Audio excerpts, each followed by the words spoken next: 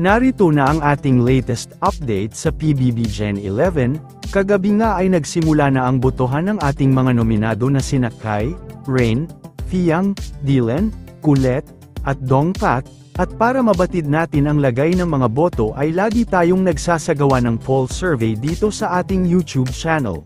Dahil nga wala tayong kakayahan na masilip ang lagay ng mga boto sa Maya app, ay mas minabuti ng ating admin na gumawa ng sarili nating pamamaraan nang sa ganon ay magkaroon tayo ng idea kung sino ang posibilidad na ma-evict sa mga nominated housemates. Kaya naman narito ang lagay ng botohan sa ating ginagawang poll survey. Nangunguna pa din ang Dongpat na mayroong 74%, si Kai ay nakakuha ng 17%, si Ray naman ay nagkaroon ng 9% of votes. Samantalang si Fiang ay nakakuha naman ng 41%, si Colette ay mayroong 25%, at si Dylan ay may partial votes na 33%.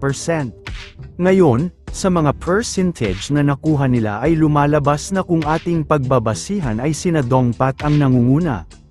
Pangalawa si Fiang, pangatlo si Dylan, ikaapat si Colette, nasa ikalimang pwesto naman si Kai, at ang nasa bottom line ay si Rain. Kaya naman sa mga boto na kanilang nakuha ay malaki ang posibilidad na si Rain nga ang maaring ma-evict sa darating na eviction, ngunit laging paalala ang lahat ng mga botong ito ay posibilidad lamang at walang kasiguraduhan ang magiging resulta nito sa pagtatapos ng linggo.